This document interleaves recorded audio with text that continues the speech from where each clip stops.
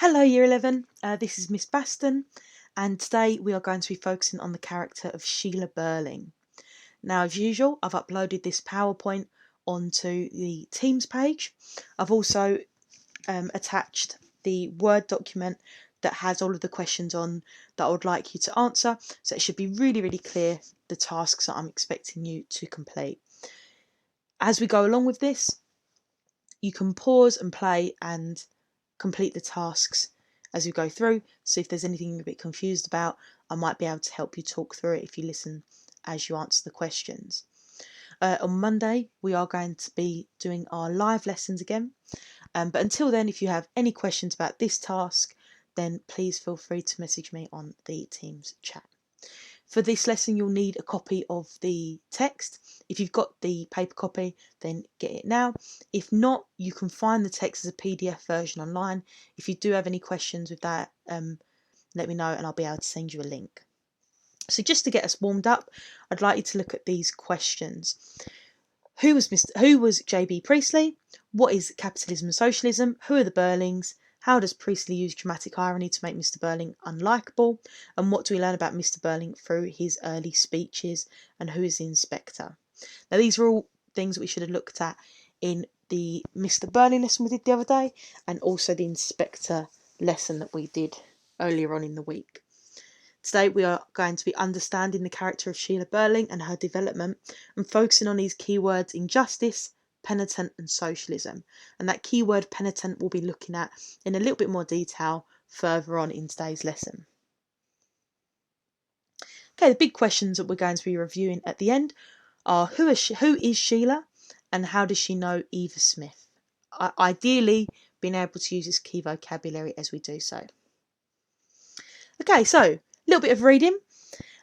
We're going to be starting off with what's happening to, but what happened to her then.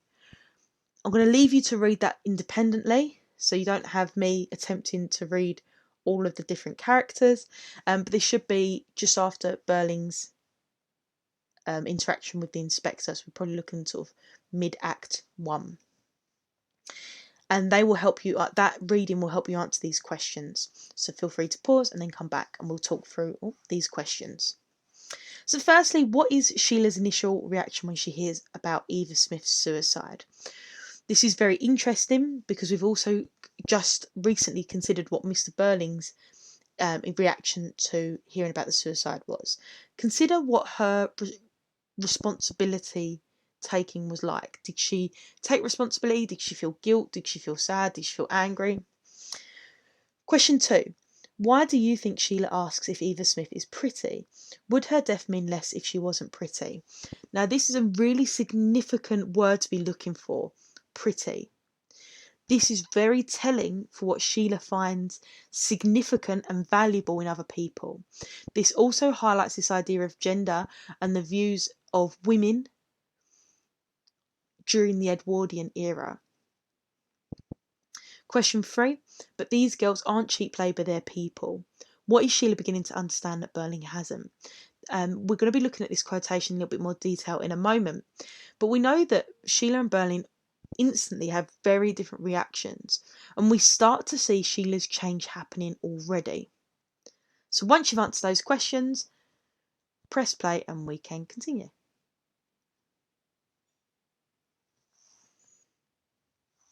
Okay, back to this quotation. We're looking at what does it mean. I'm looking for a literal definition here. For the second question, we're looking at what it suggests, what is being implied here, and reading between the lines, what can we kind of look at?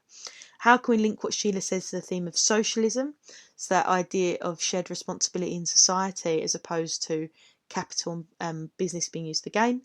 And then finally, how does this show the divide between the beliefs of the older and the younger generations?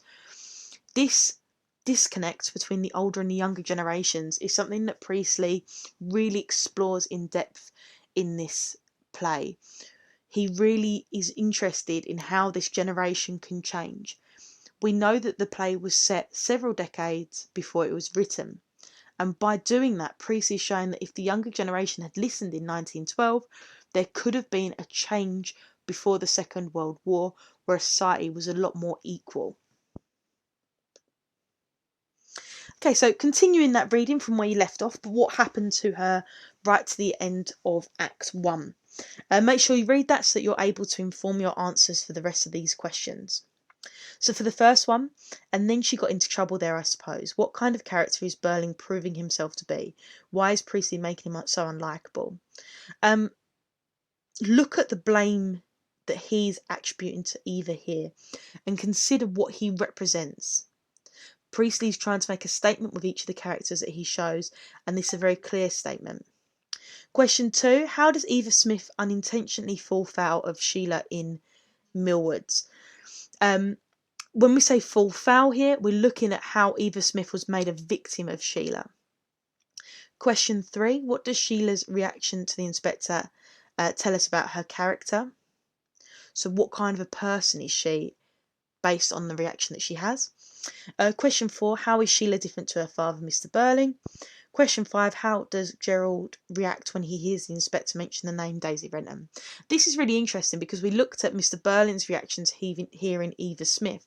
So to see how similar or different Gerald's is will be quite an interesting thing to think about. Number 6, what do Sheila and Gerald discuss when the inspector leaves the room? And then finally, why you thought he knows? Of course he knows. What has Sheila realised about the inspector that the others have not? Considering that she's infantilised a lot through the play, especially at the beginning, it's very interesting that she's one of the first people to grasp this key message that is being shown.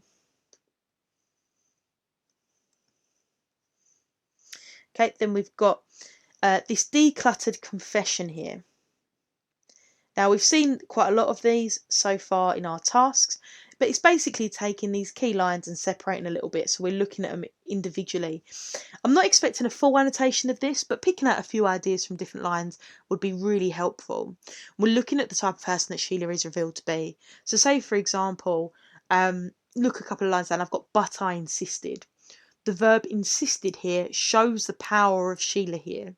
Despite being disagreed with, she's able to apply her power in order to get something that she wants. And in this case, what she wants is something that causes Eva to be in a worse situation. So just pull out a few techniques that we see Priestley using here and what that might suggest. Okay, now we're looking at using that Sheila's confession that you've just read through and looking at the deeper meaning. So what is he trying to say? What is he teaching us? What on the surface is the text about? And then what can we look at under the surface? And then we're looking at the feelings. Now, sometimes it can be hard to explore the feelings of a text, especially in Inspector Calls, which we've looked at so many times. Any emotive reaction to anything that we might have had at the beginning. So say, for example, surprise that Sheila treated someone like that, or the end being a little bit of a surprise. That emotion might have gone now, but I still want you to try and take a step back and consider what feelings do you think that Priestley might be trying to evoke. Okay, now we're back to our key vocab from the beginning of this lesson. And we're going back to this word penitent. Penitent is feeling or showing sorrow, sadness and regret for having done wrong. Now you can obviously see this is a pertinent, penitent is a pertinent word for describing Sheila for many different reasons. What I'd like you to do for this word is write your own definition, put it in a sentence, create a question where it's the answer, draw a picture that you think would embody this word, and connect it to any other words that you can think of that we would be associated with this, before finally consider that Sheila is demonstrated penitence in what we've just read, but how does she do that?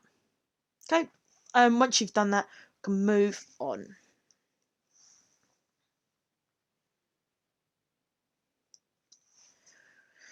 Right, so I don't need you to do anything task related for this slide. I'm just going to talk you through some significant parts about Sheila that I think will help us look at different angles for her. So we know that she recognises her role in the events leading up to Eva's death.